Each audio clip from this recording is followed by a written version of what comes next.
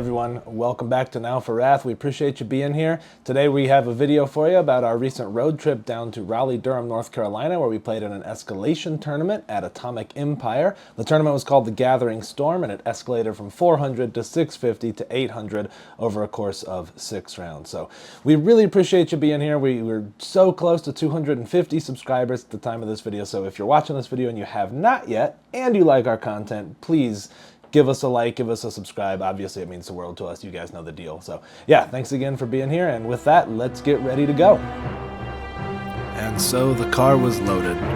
The dog was little help, so I made him promise to be a good boy.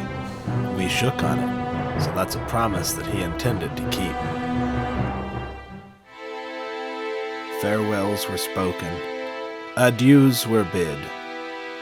Home left behind, but the world ahead. We spent much of our drive on the highways in southern Virginia, against the backdrop of the setting sun. When we arrived at our hotel, they had overbooked rooms. But everything turned out okay when they upgraded us to 2 adjoining king rooms for the price of 1. 2 king beds for 2 kings. We celebrated playing Earthborn Rangers, a wonderful card game, and awoke the next morning to the bounty of the hotel breakfast.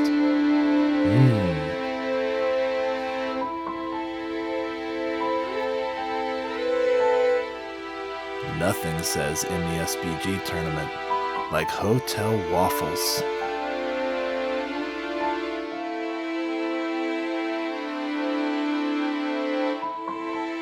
Hey everyone, we are about to head over to the game store, Atomic Empire in Raleigh, North Carolina. It's like pretty much the best game store I think I've ever been to. Yeah, I mean, it's got an amazing bar with like craft beers on draft. They've got snacks. It's the best. It's great. Super clean, huge, lots of stock. It's an awesome game store. I can't wait. But hey, before we get into it, we wanted to go over the tournament format. So Andrew, you want to talk about the format for that tournament we're going to? Yep, so it's an escalation tournament, 400, 650, and 800. But anything you take in your 400 point list has to be in your 650 list, and so on up to 800. So there's no swapping out models, nothing like that. You can add upgrades to models, but and switch your warband composition around, move things between warbands, but that's it. Everything has to stay.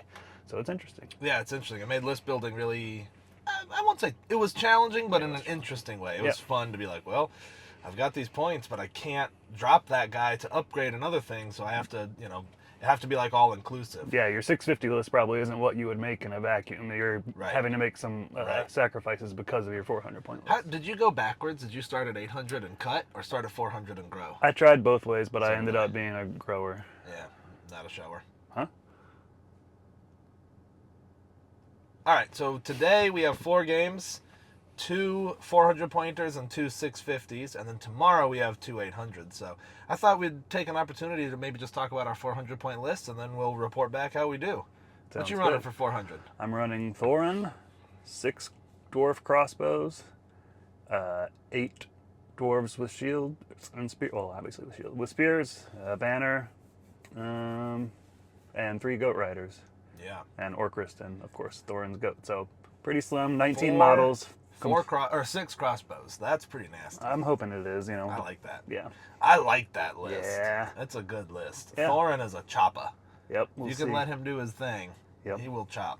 All right. To my great shame, I'm running Angmar, and I'm already having second thoughts only because it's, people don't like facing Angmar, and I feel bad about that. That's a weird thing. But you're not running the shade. It's acceptable. I'm not running the shade. That's true. So no shade here. I'm doing the Witch King. We have a battle report where I ran a 400 point with Gulavar, and it's just I needed more, so I'm instead running a pretty big orc horde.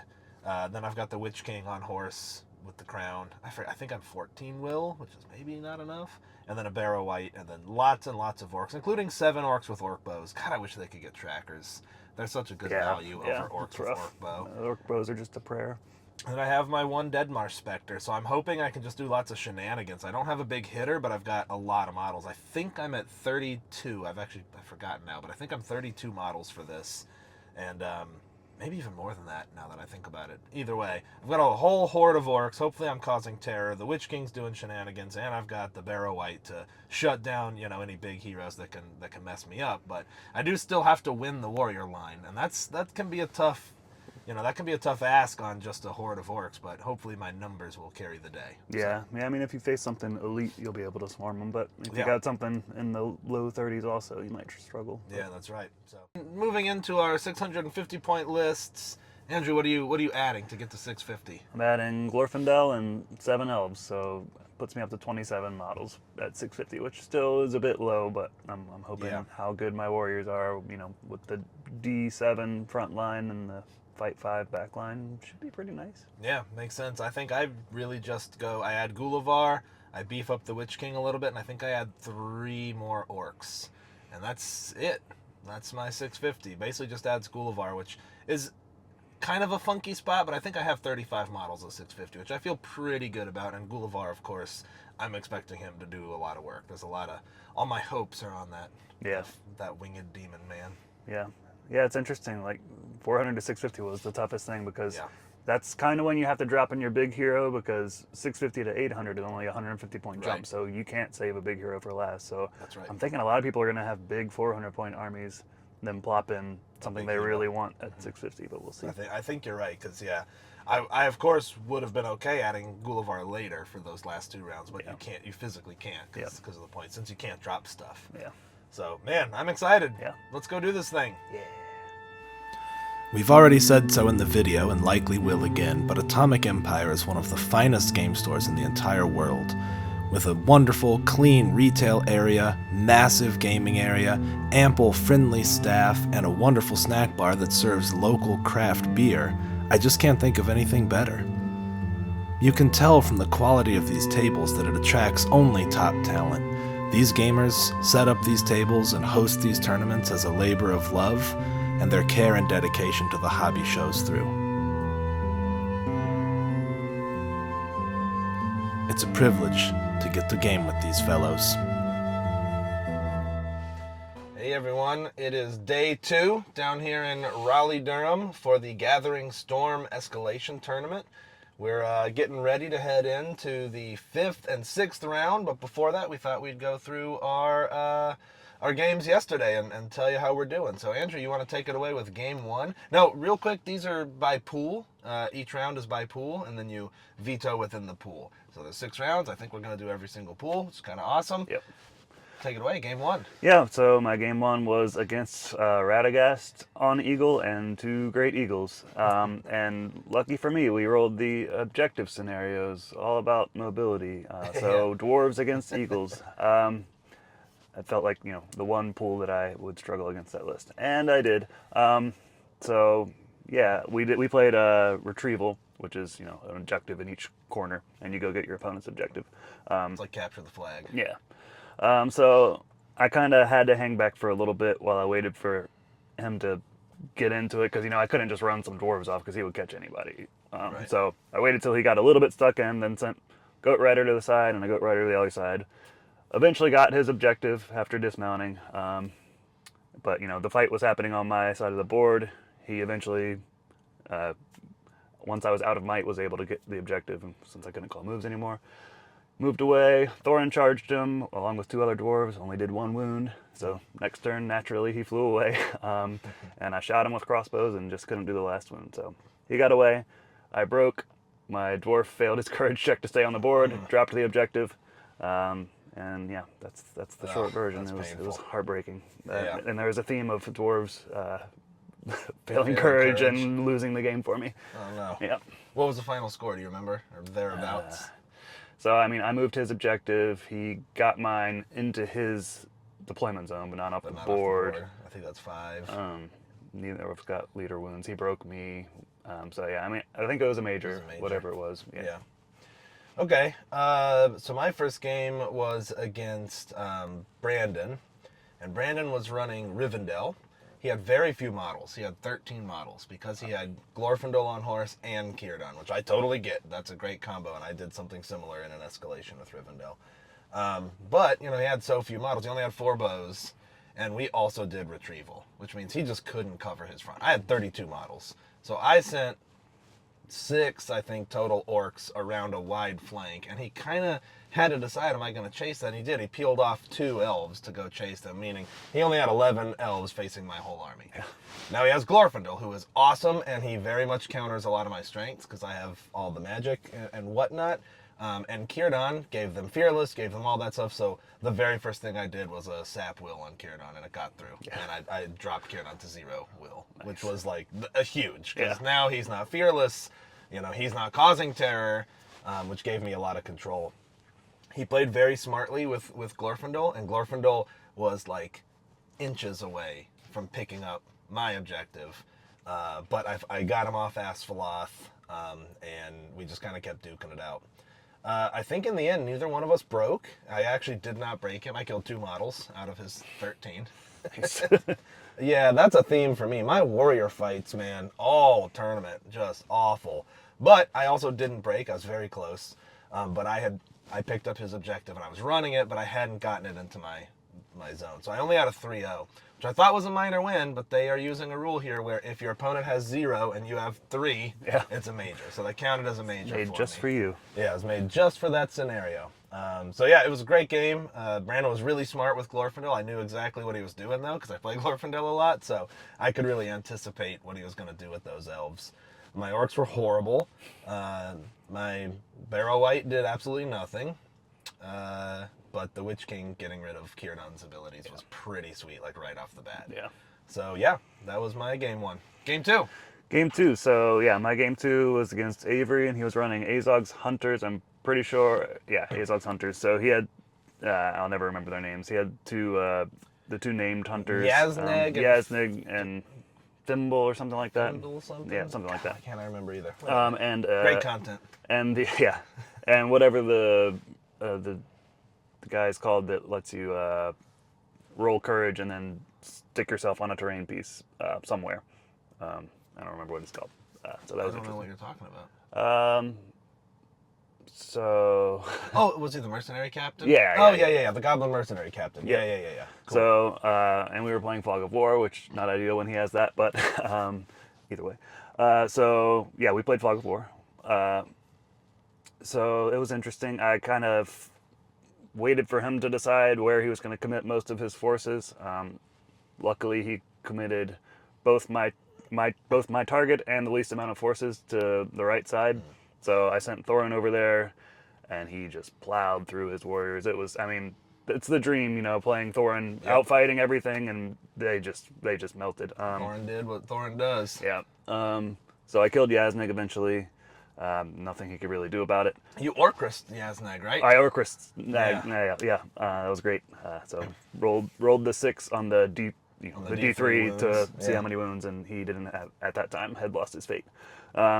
So he was on the other side where his objective was. I knew he was going to just use that mercenary captain to plop onto the objective, which had a spiral staircase, and I'm never getting people up there to stop him. So I just let that go. Yeah. Killed my target. And Thorin was his target, obviously, and of course the one I had to keep alive because I only had 1 hero. So killed him, ran Thorin across the board to get onto my objective, and got him for a minor win. It was like 9-6 or something. It was a high-scoring game. Nice. Sounds like a fun one, though. Yeah. Thorin shone. It was a beautiful thing. When Thorin pops off, he's just like, oh man, he's amazing. Yeah. All right. So my game 2 was against Matthew. He was running Moria.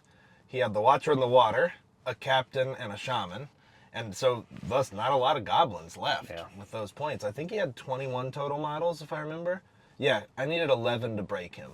And I know this because my warriors absolutely sucked. I was losing every freaking warrior fight across the board. It was like disgusting. I think I had killed like 3 goblins and I had lost 12 orcs or something. And I was outnumbering. It made no sense. Outfighting, outnumbering. Yeah. He had no banner. It made no sense. My dice were absolute garbage. But he had a lot of points invested in the Watcher, and I'm no stranger to facing the Watcher. And I didn't have heroes who wanted to be stuck in. So I never let him do the thing the Watcher wants to do, which is, he had a Bat Swarm, of course, which is where you pull a hero in and do the half fight and all that mumbo jumbo. And in fact, his bat swarm was pretty far forward, and I was able to compel it and surround it with orcs and kill it. So the bat swarm threat was eliminated, but still the Watcher is chopping orcs too. So, you know, a lot of those dead orcs were from the Watcher. But I just was losing fights all over the place. Did I mention we were doing Clash by Moonlight, which is all about hero kills? Right. So it's all about hero kills. I was pretty reasonably sure I could keep my heroes safe, because I could keep my, you know, I just had a Barrow-wight and the Witch King. I could keep them just out of tentacle range of him each turn, and I could kind of predict where they were going to be because he was behind his front line. So he never got a tentacle shot on either of my heroes. The Barrow-wight shot all of his will off and did absolutely nothing. Not one paralyzed triggered.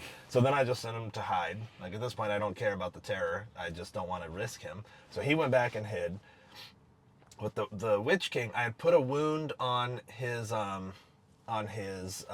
shaman, who had the fearless aura, you know, and all that. And so, but I hit him with a black dart, I think, and maybe it was even a bow. Doesn't matter. I got a wound on the shaman at some point, and he burned his fate and failed. So he only had one wound left. So he, realizing that, was like, I'm going to get this guy away. And I went for the black dart. I put 4 dice into the black dart and black darted that shaman. And I rolled a 3 high on 4 dice. As you do. It was 3 dice with the reroll. So I rolled a 3. So I spent 2 might on it. Then I think I rolled a 2 on the wound. So I spent all of the Witch King's might to kill him. But killing that one shaman and then just kind of being cagey the rest of the game, I managed to barely pull it out. And it's because, you know, he broke me long before I broke. I only had to kill 11 goblins to break to break him. And finally, you know, when time was called, we got to finish out the turn. I broke him that turn. And I will say, you know, this is not to call anyone out, because it's always good to review rules. You know, he was like, well, you don't break until the start of a turn.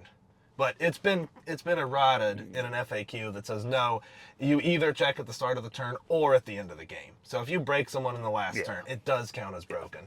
Which that was enough to tip me just into a major victory on that. I think. Actually, no, that was a minor. That wound up being a minor. I forget the exact points, but I think it was like 7-5. It was actually pretty close, because he broke me. What are the other points for that one? I don't remember. Yeah, we were both broken, which gave him 1. I forget what he got the other points for. Anyways, it doesn't really matter, but it was a fun game. I mean, I feel like on paper I was like, I should have crushed this, because my orcs should have been chewing up goblins, no problem, and they just didn't. But he was really smart. He was using the Watcher to, you know, pull spearmen off my lines and stuff like that. But yeah, it was a good game. All right, round 3. You're round 3. How'd it go? Heartbreaking. So I played against Tyler, who was running fiefdoms, and we did Reconnoiter, which is, you know, get your guys off your opponent's board edge. And it was a brutal one. It was good. It was a really good game and was really close by the end of it. But Thorin got on. So you roll to see if you get on the board, or your each warband to see if you get on the board. Right. Thorin didn't. I didn't get anybody on the board on turn 1. He got everybody on the board on turn 1. I got Thorin on the board on turn 2. Not Glorfindel. So by the way, we're now at 650. So Glorfindel's now so I in have your Glorfindel. warband. Yep, sorry. So Glorfindel didn't get on until turn 3, which was rough. It got me. So he was, you know, a third of the way up the board by then, and I'm dwarves, or, you know, dwarves and elves. So that was a challenge. Eventually got on. Started kind of plugging things up. I tried to keep Glorfindel somewhat in the center so he could react. And try to, you know, cut things off that were trying to get off the board, which I did for a while. I mean, it went, and he has this huge clump of bows with, what's that hero's name, who lets them reroll failed. Something like that. So he was shooting me a lot. I was shooting him a lot. You know, the bows didn't totally, you know, wreck me too bad. It wasn't that bad. I mean, I had crossbows and bows. I actually killed Imrahil's horse the first bow shot I took, so that was nice. But anyway, he was pretty close to my board edge, but I was plugging him up, stopping him. I had run a goat rider up the right edge, and had made it pretty far. Lost the goat at some point, but I was, you know, 2 turns from getting off the board.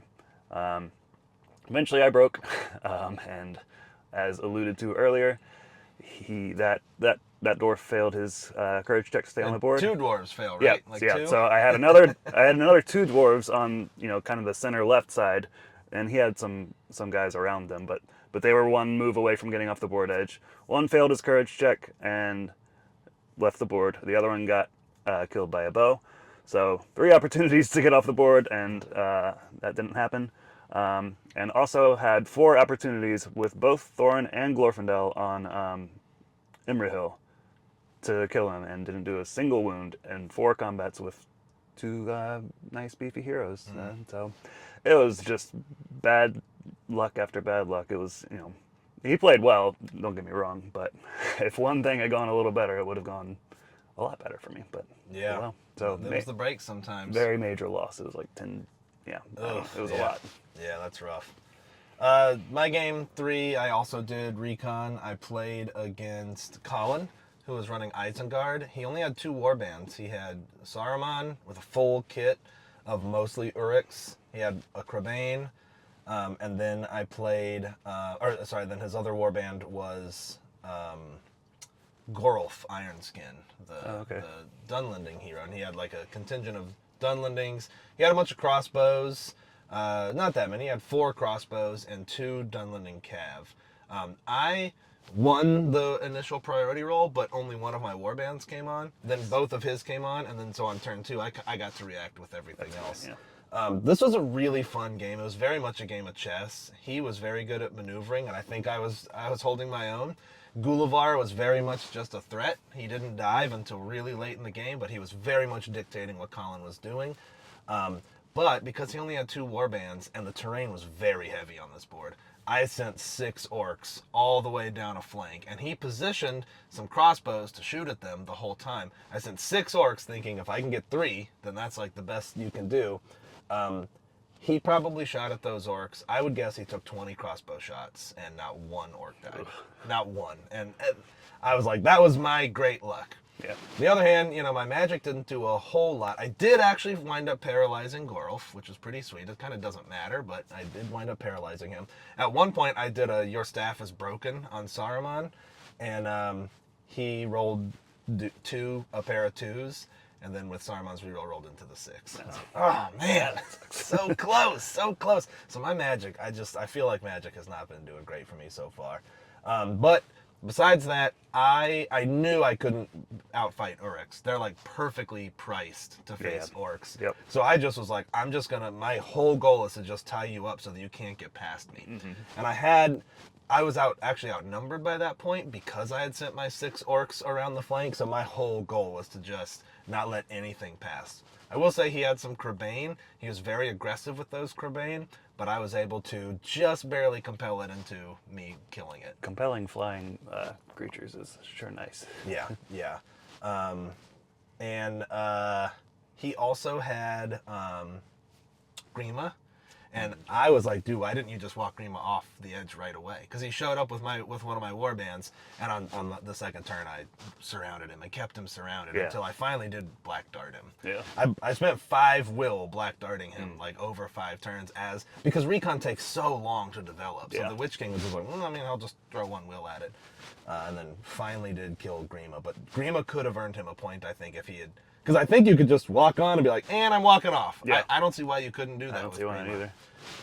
Yeah, so that was the game. It wound up being a major victory for me. I believe, I don't think he broke, but I had 7 points for getting stuff off. Maybe he did break, I don't recall. Either way, I think I had exactly 4 points more. I don't remember the exact breakdown at this point, but it was a major victory. Nice. It was a great game, honestly. Recon's... I think I used to hate that mission, and I'm kind of coming to really like it. Yeah, it was really fun. Okay, last game of day 1. Yep. 4. So I played against Jonathan, who was running Rivendell. He had Elrond, Círdan, and a captain. And we played Domination, which is there's 1 central objective, and then you take turns placing 4 more objectives. So I just deployed as far up as I could, but kind of spread out. The terrain was kind of nice. There was like this platform in front of the center, so I just kind of held the sides of that and plugged things up. So he was kind of forced to trickle things into me, and they died. The fight for in the dwarves was really nice. Glorfindel just wrecked. Thorin wrecked. He kind of took a while to get Elrond around to really do much, and then I ran Thorin into him after a heroic combat and killed his horse, and then after that, a few turns of charging and striking, and Elrond died. Actually, I had to run Glorfindel over to help because I was tired of waiting for Elrond to die because I tried like 3 combats and he didn't die. So killed Elrond, ran over to the other objectives. It was a pretty straightforward game. He shot me a lot. He was pretty new, he admitted. But yeah, I ended up winning 10-2. I got 4 objectives and he got 1, and I broke him without breaking and killed his leader, each of which were just 1 point each in that scenario. So yeah, it was 10-2, major win. I'll take it. Nice. Okay, my last game was against Zach.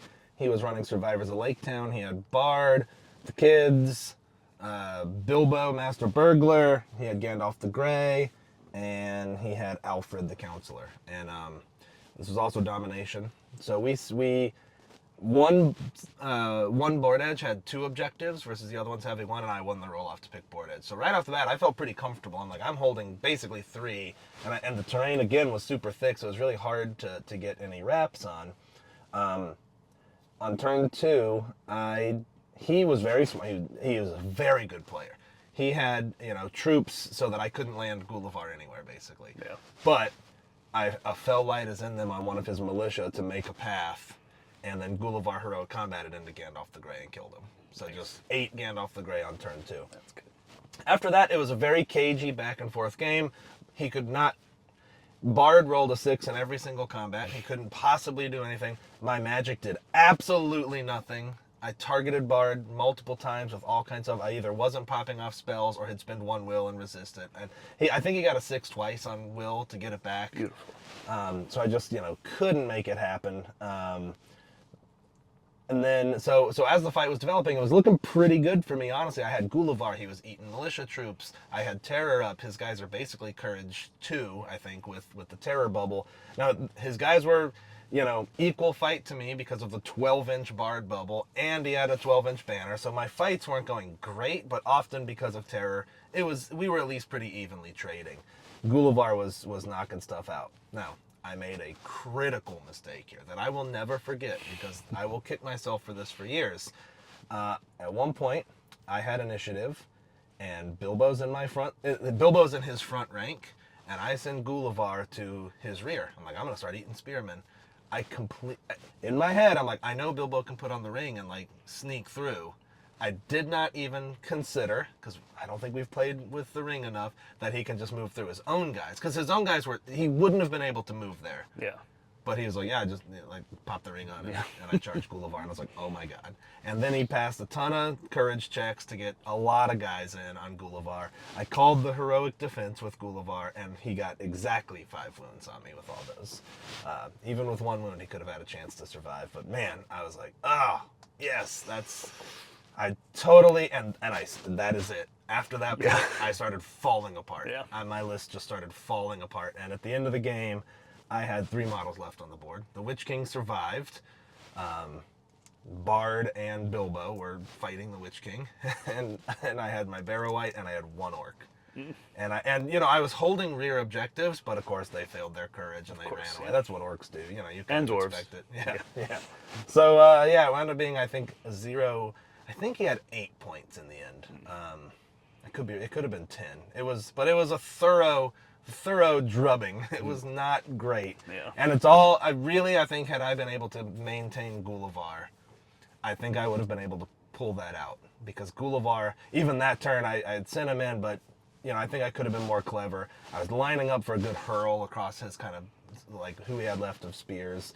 So I think with Gullivar, who could have come and contested Bard, who was out of might at that point, I think I could have pulled that out. But with my throwing away of Gullivar to the ring, and I'm like, okay, but I will never ever make that mistake again. That's rough. So going into day 2, I'm 3-1.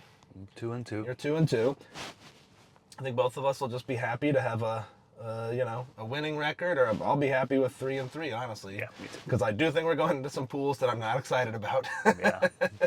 We have left Maelstrom, which I do not like for my list. And then we have the kill the enemy scenarios, which that one could be more okay for me. Yeah, I don't hate either of those. You don't hate either of those. No, you're pretty good with those, I think.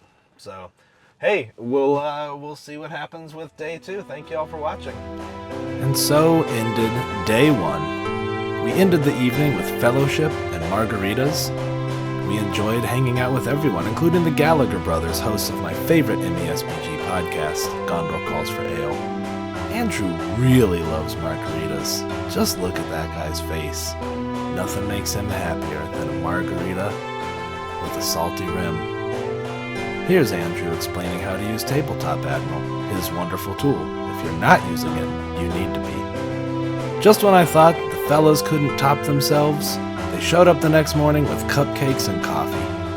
This is the best experience ever. Hey everybody, welcome back.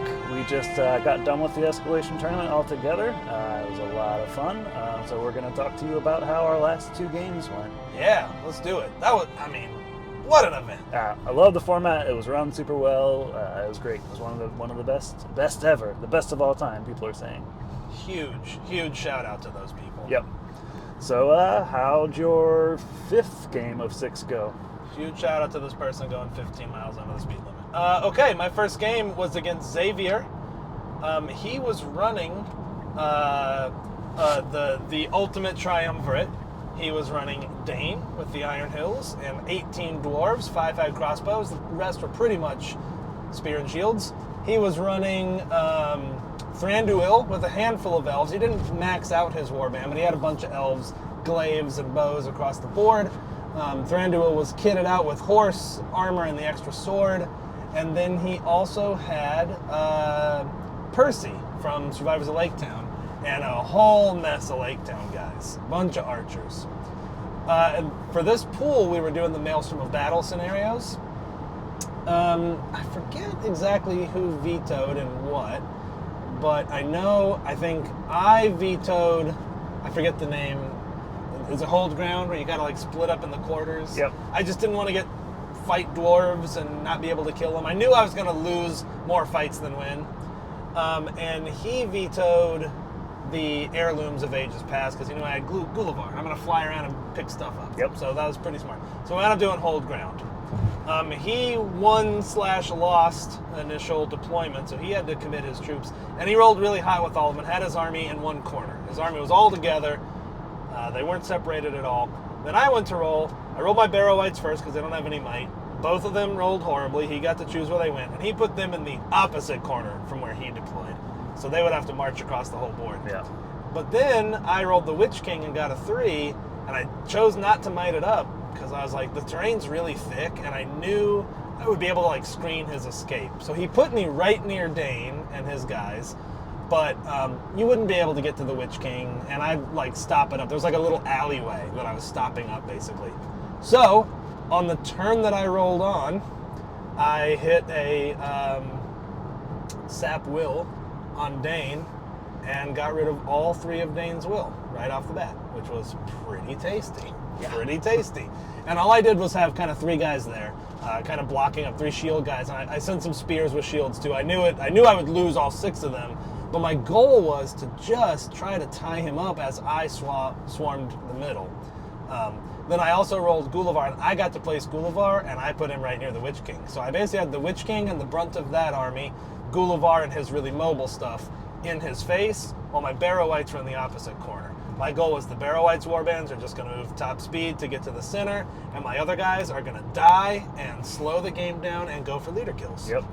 And, long story short, that plan came to fruition. I actually sapped Will on Thranduil and got rid of all of his will as well. And then between a couple of fights with Dane, I would transfix him so he couldn't strike. Now, Thranduil was fight 7. I actually forgot about that. And I had a fight with Gullivar where I transfixed him, but he still beat me. And he had like 2 or 3 other guys in the fight, but it didn't cause any wounds to Gullivar. I totally forgot he's fight 7 with the extra sword. But then by, kind of late game, Gullivar was contending. I'd gotten a bunch of wounds onto Dane. He was down to 1 wound. And finally, I paralyzed. He charged me with both Dane and Thranduil. He charged Gullivar. I paralyzed Gullivar, and I transfixed Dane. But I think I had the charge there, and I killed them both in one fell swoop. That's the dream. Yeah, because you don't get to contribute your fight value when you're paralyzed. So he only got to roll Dane, and I won. Yeah. And I ate them both.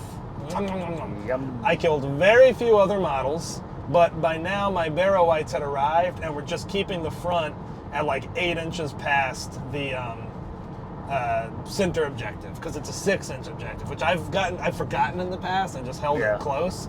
So I just was throwing guys. I actually did break right on the last turn, so he did get the points for breaking, but I got the full points for the objective because he had nobody near it, and I got the leader kill because Thranduil was actually his leader.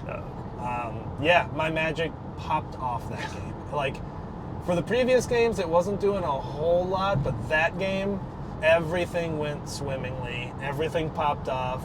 I didn't really do a lot with my Deadmar Spectres, but here and there I would like move. I do think at one point I had moved one to trap Thranduil into a fight with Gullivar, but I think that might have been the one that he won. So, but besides that, that's it. It's a great one. It was he got the 3 points for breaking me, so it wound up being a 9-3. Great game.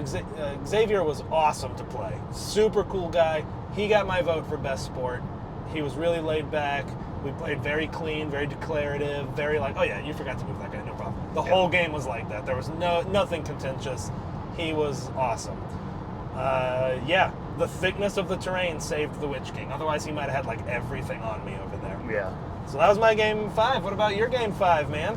My game 5 was against rival MESBG media outlet Sam from Gondor Calls for Ale. Do we need to have a beef? We should have a beef. We should have a beef. You guys want to split a beef? He was mean. Yeah, right. That guy's mean. Yeah, he was a real jerk. I think he won best sportsmanship. I don't understand why. He was a jerk. So I did feel bad. He vetoed first. I don't remember what he vetoed, but I vetoed us down to Heirlooms of Ages Past, my least favorite scenario. But it was much better than the alternative, which was something.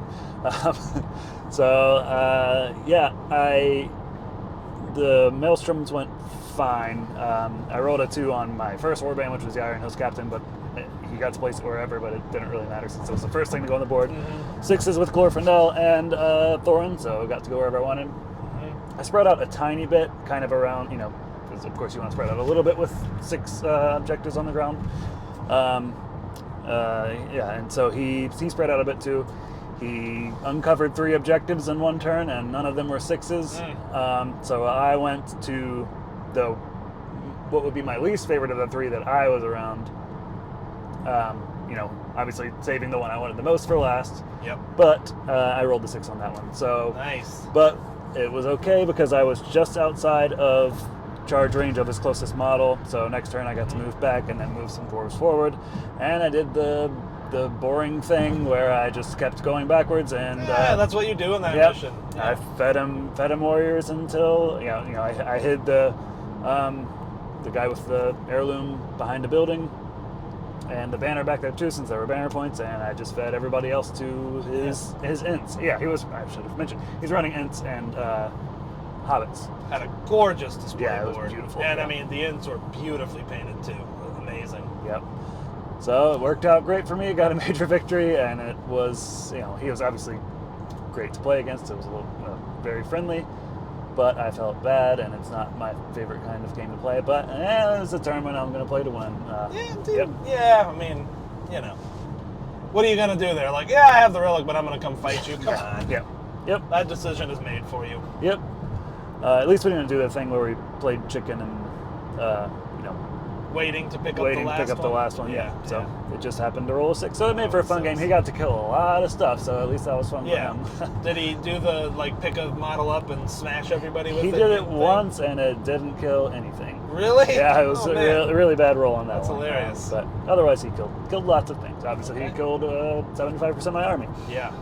Right. Glorfindel didn't see combat. Thorin didn't see combat. Neither of them spent any might. They just hung back with the objective to, just in case something happened. Yeah, sure. You could have even handed it to Glorfindel, right? It's a light object. You can't hand it off. Because it's that magic thing. Yeah. Oh. So that was a good one. How about game 6 for you? Final game. Yeah, final game. I was playing against Nate. He was playing the Regulators, Nate Dogg. That's going to age me well. He was running the Defenders of Helm's Deep, and he had, it was kind of an interesting Defenders of Helm's Deep. He had a lot of models. I think he had 44 models, if I remember right. It might have been 42. And he had Theoden, he had Legolas and Gimli and Haldir, and a boatload of infantry, boatload of Royal Guards. Probably had about a mix of half and half Royal Guards and regular Rohan warriors. And then he had a contingent of elves. It wasn't that many elves. I think he had like, I don't know, probably a dozen elves max. All of them had bows, of course, and Haldir. And so the final pool was the kill the enemy pool, which, you know, he was thinking about doing Contest of Champions, and I was here for that. Even though the Witch King's not super killy, I knew I could burn down Theoden's might and stuff on turn 1, and I could start in a fight and not worry about getting bowed. So I was like, oh boy. But then he realized that wasn't his best play, and he got rid of that. He vetoed that. And then I decided I don't want to cross 24 inches of ground to get to him. So that one is to the death. Yep. So we wound up playing Lords of Battle, where you track wounds done. Yep. I was a little worried about that, to be honest, but I knew Gullivar could get some good wounds in. You know, he can, and you know, him dying would probably lose me the game. So I knew my hopes and dreams were on him. I naturally deployed right up at the middle line. He deployed pretty far back, of course. It was going to take a couple turns to get in there. But what he did is he had, on my looking forward, he had like Theoden, Gimli, Legolas kind of on the left, and then on the right side, with really great fire lines, he had Haldir. But I was like, well, if I shift my whole army to that left, I'm basically going to be ignoring Haldir's warband, which was a mix of Rohan warriors and elves. So I did, and right off the bat on turn 1, I fell light as in them on a warrior who was just far enough forward, moved him far enough forward, Gullivar hit him. Now, Gimli had moved forward with his guys, and I think he thought I was going to go for Gimli, so he struck with Gimli. I heroic combated Gullivar off it and bounced all the way to his backfield and ate Legolas. So turn 1, I gobbled up Legolas.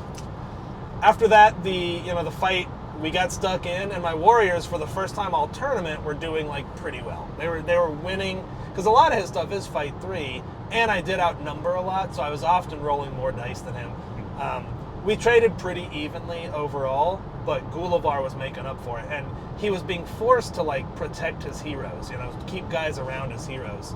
So the next thing that happened is the Witch King burned down Gimli's will, and I paralyzed him with a Barrow-Wight, of course. And I had one orc with a two-handed pick, and so that orc went in, and piercing struck, and I surrounded him and trapped him with tons of orcs. And that orc rolled both to get wounds, and we killed Gimli, which is another 4 wound points, because he's 2 fate, 2 wounds, I think. And Legolas was 3 fate. So right off the bat, just on those heroes kills, I'm at 9 wounds. And we're trading pretty evenly on models besides that, but I'm way up because of those heroes. So yeah, the game just developed. Again, our fights were pretty even. Haldir's warband was out of the picture.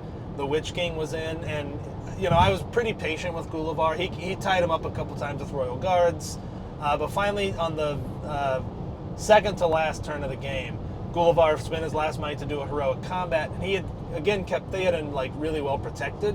But I saw this bowling alley of like all of these troops, and I came in, got one guy protecting Theoden, chucked him, and I think I probably hit 11 models. It might have been less than that, but that hurl, and I think I killed 3 or 4 of them, knocked Theoden prone. Theoden was out of might at that point, so all of his stuff was prone as I was like charging in. And then on the following turn, the very last turn of the game, Gullivar charged Theoden all by himself. He was prone, couldn't strike. I tied up everything else, and so Gullivar ate Theoden. So in the end, I had close to double his wounds, but not quite. He was, keeping up. And yeah, it was a 5-0, because neither one of us broke. We were both getting close, but neither one of us broke, but I had way more wounds than him, and I killed his leader, which made it a 5-0. So that was my game 6. How about you, buddy? Yeah, so I played against Terry, who was running Mordor. He had the Witch King, the Mouth, and Goroth. I had deployed... we were playing Lords of Battle also. He vetoed Contest of Champions, which I later suggested maybe wasn't the best idea with him having magic and me having Thorin, who... Right. Susceptible to it. Yeah, the Witch King, you don't think he's that good at contest, but he is. And you can deploy him to where you have like a thin crust of warriors. Yeah. He's good at it. Yeah. I think he's good at it. So Based yeah. on who he's up against. Right. Oh, and he also had Sul'dan. I missed. So, yeah, I deployed pretty far back because I outshot him. Didn't really do a whole lot for me, but I got a few kills on the approach, and he didn't have much luck despite having some trackers. So, yeah, he got to me. I kind of, there was a lot of terrain on the board. We were playing on a Bree board, which looked really cool, but it was very heavy terrain. So I was able to, just kind of stop up some gaps and not let him really outnumber me and wrap around me. But man, it was brutal. I killed a lot. So Thorin's a chopper. Yeah. Was it Thorin killing? I think Glorfindel did more work than Thorin. So he sent the Witch King around to deal with Thorin. So Glorfindel kind of had free reign. The mouth was over there until he wasn't. He had some failed Orc terror charges on Glorfindel, so Glorfindel was free to move once, and that 12-inch move got me around to the mouth, trapped him, one-shot him. It was beautiful, and yeah, I called a couple of heroic combats with Glorfindel just because he didn't have anything else he needed to spend might on. He was just, no heroes to contend with and outfought everything. So killed a lot with Glorfindel. Thorin definitely did some work. I mean, he killed probably 7 or 8 models. But I mean, just the dwarves in general, I outfought him everywhere, and I had strength 4 from the dwarves. I killed so much. That's a hard matchup for Mordor versus your list. that was a tough matchup. I'm really glad the pools weren't reversed. I think my 2 matchups, the pools would have been worse the other way around. Yeah. I think I like how it turned out too. So yeah, I killed 48 models. Oh my god. He until the very end, he had only. I think you did 48 wounds. Did he have 48 models? Oh yeah, sorry, 48 wounds. 48 Yeah, wounds. Yeah, so I would kill the horse every once in a while, and Yeah. then I killed, the mouth, which was some extra wounds, and killed some horses. And yeah, he killed until the last turn or so, because he killed Thorin, which was 4 alone, and he ended up with 14 total. So I guess he killed 10 models of mine. Right. Plus Thorin, so 11 models of mine. And yeah, I killed 48, so I tripled him just barely. Wow. So I got 10-2 because Wow. I broke him without being broken, and he killed my leader. Dang. He killed Thorin. That's awesome. It was a fun one. All right, that was good. So, end of the day, you were 4-2. I went 5-1, Yeah. and let's roll that footage for the award ceremonies. All right, good evening, Middle-earth players. This is the wrap-up for our 2-day The Gathering Storm. Thank you all for coming. We're getting ready to do our awards. We're going to start with one of my favorite awards. We're going to jump right into it. Get it out of the gate. Here we go. The wooden spoon. Brandon Brown.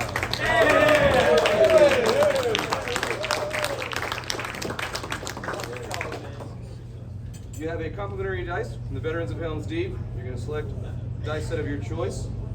We have a gift card for you. Make it a little step. And our trophy. Woo!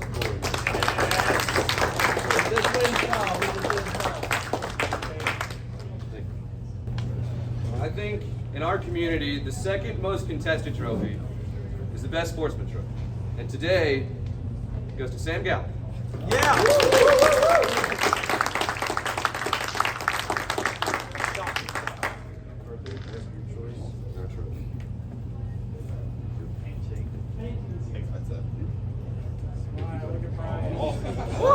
Based off of the rubric we posted ahead of time with a perfect 18 of 18, best painted, Alex Wright.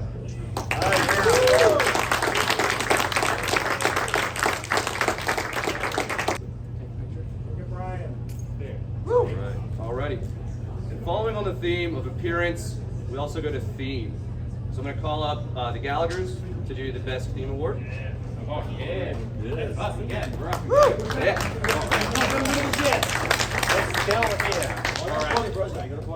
Yeah. So, for our favorite theme of the event, which is our most favoriteest of things, we looked at everyone's armies was fantastic and great, but we picked Sam Sterrett's Lord of the West.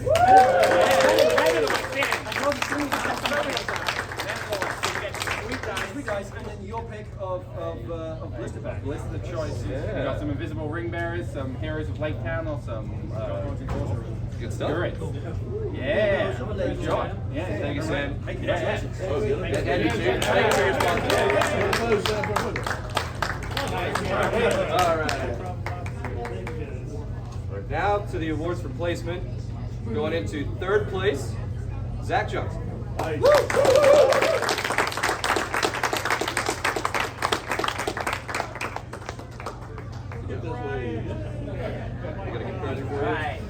Second place, Stephen McClough.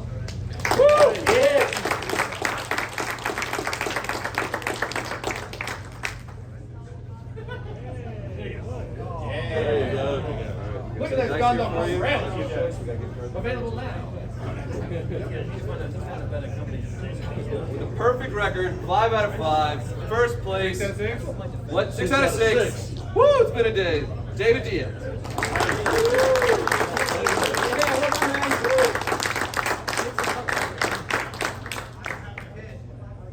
Hey, upstate Middle Earth showed up. Let's do it. Thank you, sir. Okay, cool. Thank you. Got a gift card for you here. That's your choice. Alrighty, thanks. Alright. Thank you all for coming. Thank It's you. been a great time.